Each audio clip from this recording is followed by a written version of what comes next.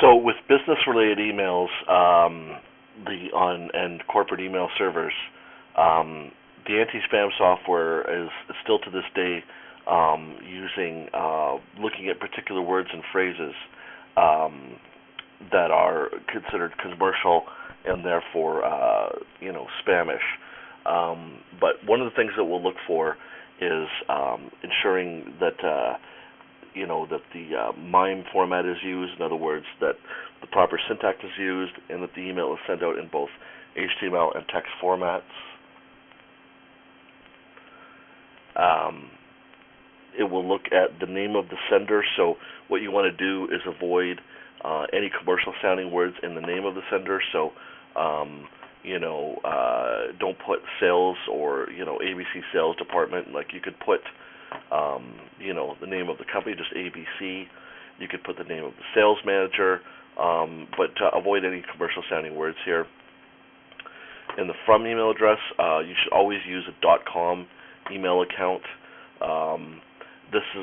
.com's emails are always, and domains are always seen to have the most cachet of any type of domain, simply because a .com is the most expensive domain to buy out there, unless you're talking about some of these country-specific domains. But generally speaking, the most used ones are the .coms, and they are the most expensive.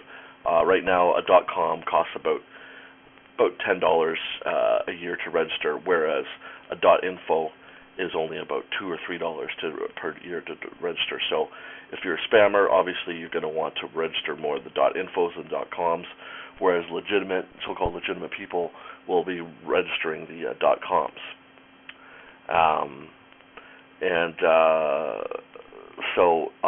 Also use a real name when you're using your .com. So don't use it as generic address such as sales@abc.com. Use the name. You could use the name of the company. Just don't use something that's generic or commercial sounding, like info at or sales at. Like you could use the first name of the sales manager. You could use the name of the company. You could make it the email address abc@abc.com. Again, as with the subject line, just avoid salesy sort of words or commercial sounding words. One thing you should always do definitely is for your domain, once you register your .com domain, implement an SPF record. Again, going back, this is one of the things that will help with your deliverability because it authenticates that you are who you say you are. It's like having government ID. When someone asks you for your identification, it proves who you are, who you say you are. And then this is the syntax of how an SPF record is set up. What it is that the first string is V equals SPF1, and then A, and then MX, and then IP4 : and then your mail server's IP address. And you can have multiple ones, so you can have IP4, and then IP address number 1, and then IP4 email address number 2, IP address number 2, etc.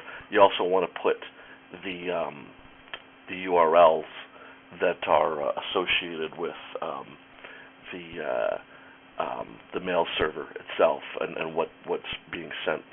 So, for instance, if your company is, if your mail server is mail.abc.com, you want to have a record in here where it says mail.abc.com. Okay, so here's an example here where V equals SPF1, A, MX, IP4, and then this is actually one that we used once. It was the IP address is 72.19.227.137, and then the associated domain with that IP address was, as you see there, me-ss2-, et cetera. To make sure that you've got your SPF record properly configured, you can actually go to one of these sites, such as kitterman.com/SPF/validate, and it will check to make sure that your syntax is correct and that if it's a valid record. The way you set up an SPF record is you have to be working with a domain registrar that allows you to modify your domain's DNS records. And if you do, and if they do, what you want to do is you want to add your SPF record in as a TXT record when you're in your domain management area. The subject line, you want to, again, same with the body and with other elements of the thing, you want to avoid commercial sounding words whenever possible, at least as when you can. Like, one word that's almost always used in the context of commercial emails is free. So if you use an alternate word that means the same thing, instead of free, you use complimentary or no charge, that sort of thing. Some spam blocking programs, they consider any email that has graphics as a commercial email, which is largely true. I mean, if you send an email and it has, a header on it, has a banner, and a template, and all these sorts of graphics and things, very seldom is this something like this, a person-to-person email. However, nowadays, because people are putting their little graphics in their email signatures that are referring to their social networking, like you have a little F for Facebook, you have a little T for Twitter. These little graphics get put in your email signature. So this is kind of old school and is no longer considered as an important factor in your thing. Is sometimes what an anti-spam program will do is look at the size of the graphics. So if it sees that these and in the context of where these graphics are found. So if it sees that the only graphics in your email appear to be right at the bottom, and then they're tiny little inch square or centimeter square blocks, which are usually your social media links, then they'll recognize that. But if they see graphics that are clearly much larger than that, and the email will indicate that in its HTML code, then it will see them as such and block them. But again, this harkens back more to the day before the rise of permission-based opt-in email, which is viewed as legitimate, where it was seen as all commercial email was bad. So these points here are not necessarily as applicable anymore, but in some cases this corporate spam technology still recognizes this. So these are all factors just to consider that maybe one of the things that's tipping the scale in preventing your email from getting into the inbox. In general, what the whole thing is, you could think of your email as a case file on a show like CSI, where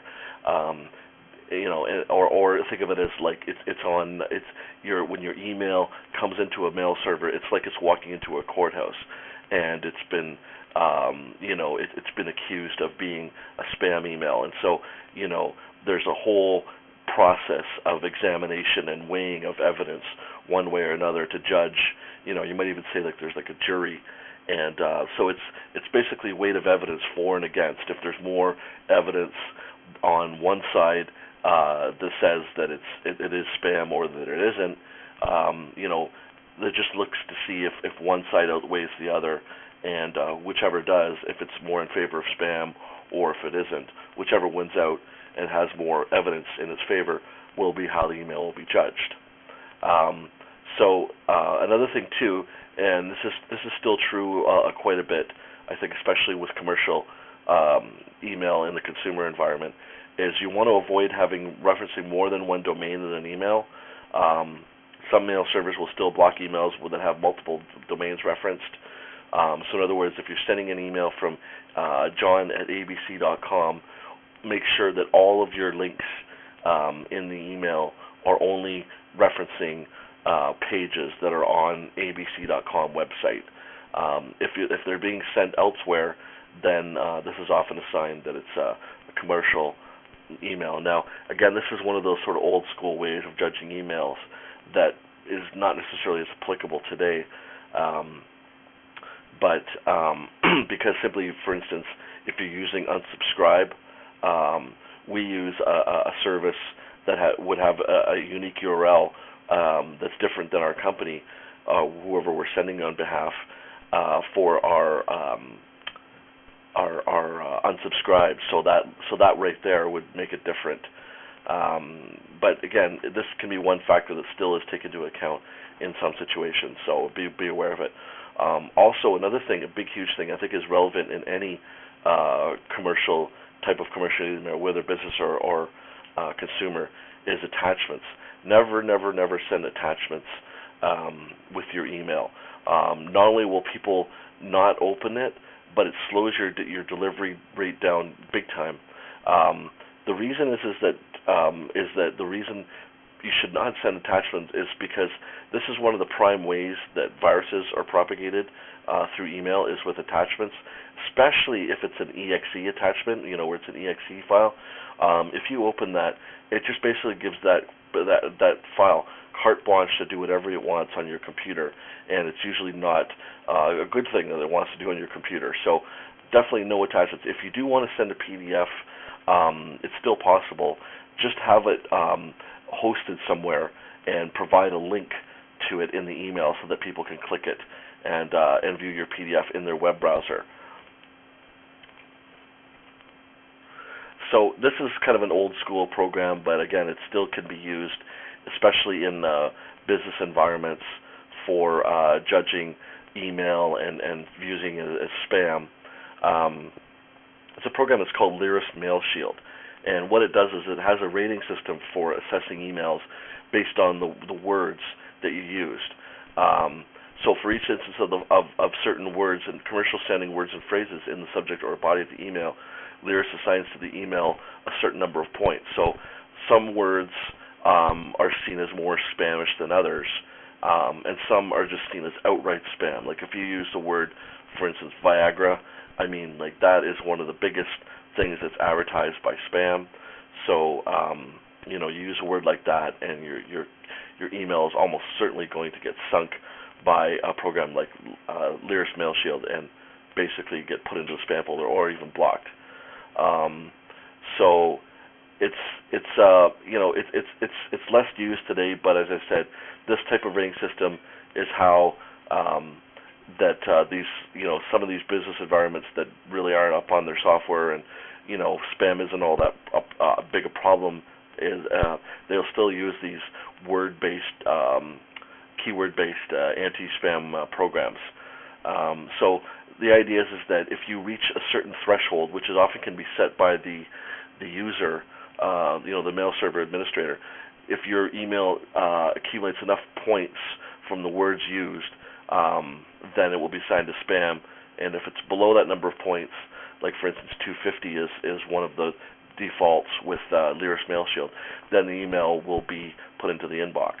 So here we're going to see on this next slide a list of words that are commonly used and why they're considered spamish. So all you can see on the column at the far left, word/phrase. All of these are considered words that are very, very common with spam type offers. You see here, I'm not sure why those two first words are there. University one is perhaps because you get these spam emails where they're offering for you to take a university course online. Like a porn star, anything with the words porn, anything sexual, Viagra, or anything that's like weight loss is one. That's such a common offer is losing weight schemes. Any words that are often used in commercial context, such as top quality or act now or buy now, or the types of things that you see in an ad to that are commercial phrases, these are included here. So you see in the middle here points per occurrence, right? So as I said, like the threshold for Lyris Mail Shield was 250 points. So if all your collective words don't score more than 250, then your email will get put into the inbox. If you score more than 250, then you'll be put into the spam folder. So you can see here, like if you use any of the words from where Viagra is or above, see Viagra is worth 300, then it's just death for your email. It's going to go into the spam folder. By the way, just because an email is put into a spam folder doesn't necessarily mean that it's not going to get viewed.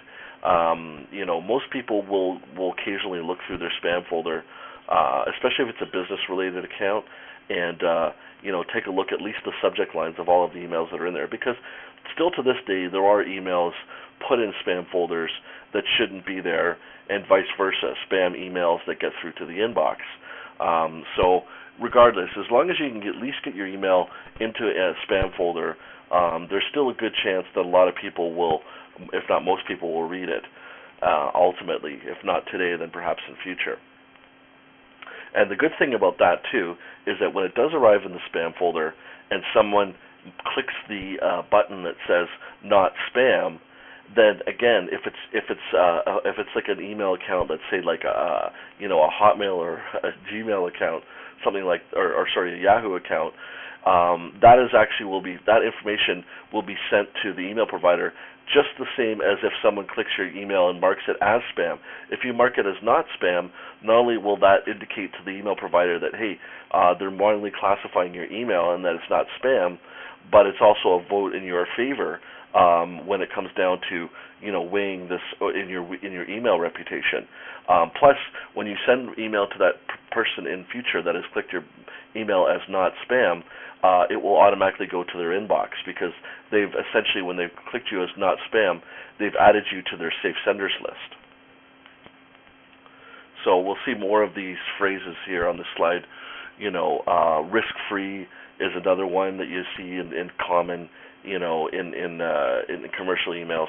Toll-free, enhance your, now it's funny, the only name that of a person that was included in the list of commercial words is Paris Hilton, and it was actually considered under the category of reason being for this is that it's under pornography, which I think is quite appropriate. That only good old Paris would be found in our list here of spam, which, just like the Kardashians today, is so much nonsense you see, just so much excess you see. It is a form of spam, just seeing their name in the headlines. But I digress.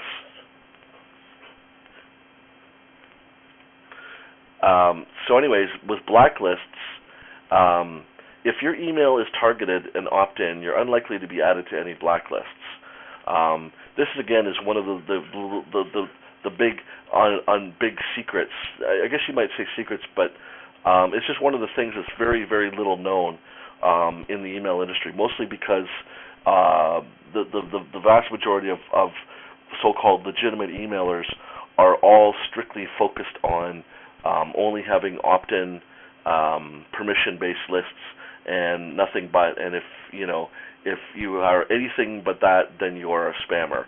It's a very black and white way of looking at things, and it's simply not reality. So again, if your email is targeted and not necessarily opt-in, or I should say your email is targeted and opt-in, or it's just targeted, it doesn't have to be opt-in, you're unlikely to be added to any blacklists. That's if you keep your lists clean. Blacklists are designed for catching huge volume spammers who have lists of whose lists have tons of dead emails and spam traps. I once spoke with a guy that's in Spamhouse's list, top 100 spammers list.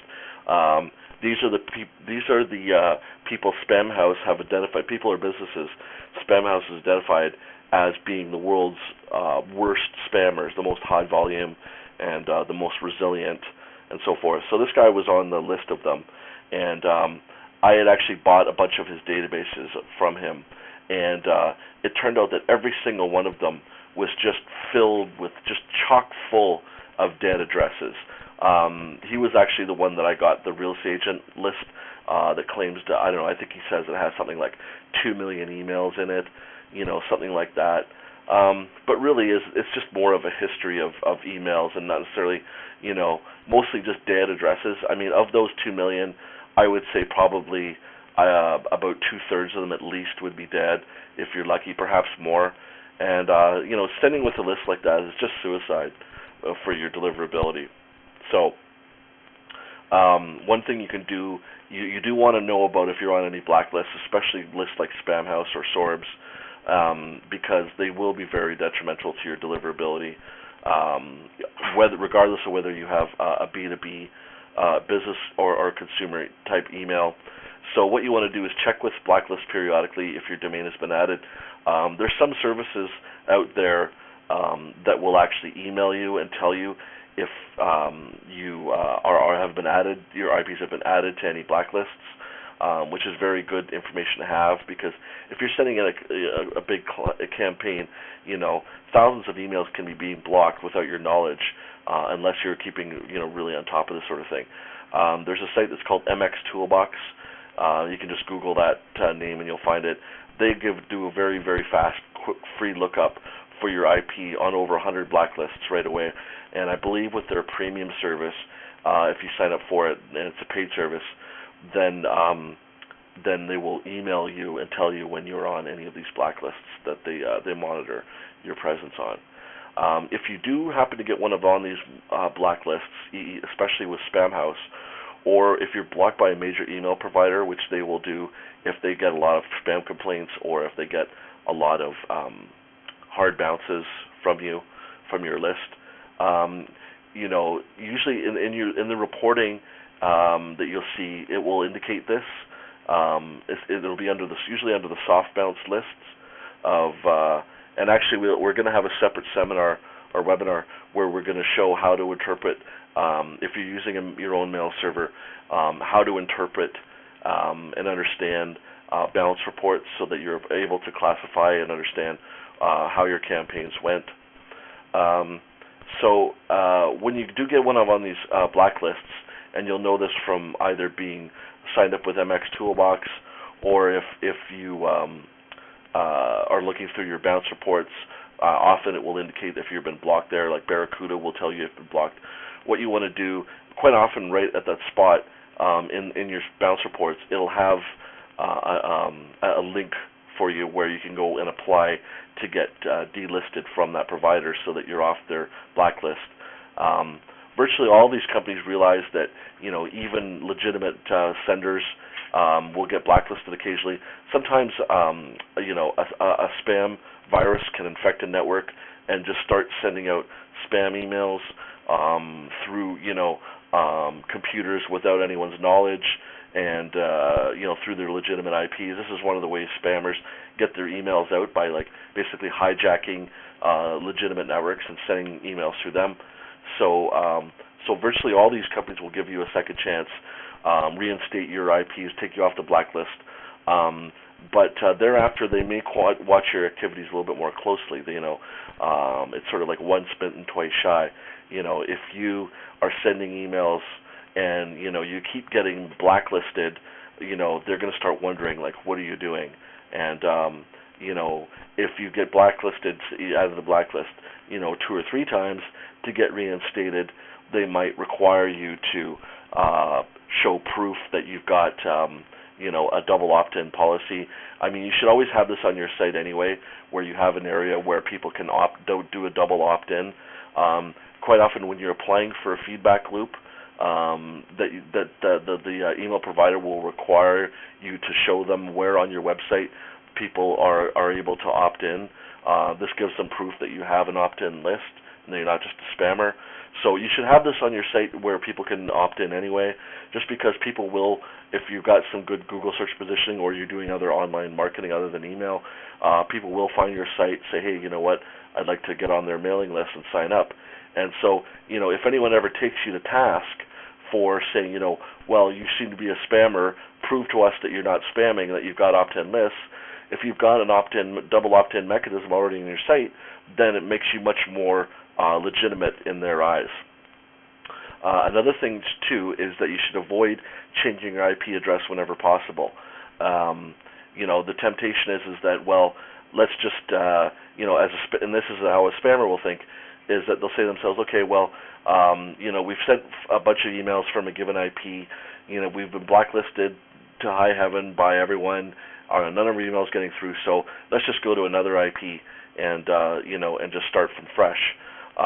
The problem with that is that in some cases, like some broadband providers, larger ones, like I know for instance Roadrunner, the broadband provider in the U.S., they are known for blacklisting entire IP ranges. So so if one IP gets blacklisted, any other IP that you could have in that network with that internet provider will also be blacklisted, and so that's really the death knell for your campaign deliverability. So what you want to do is just basically just if you do get your you want to keep your nose clean as much as possible. The length of time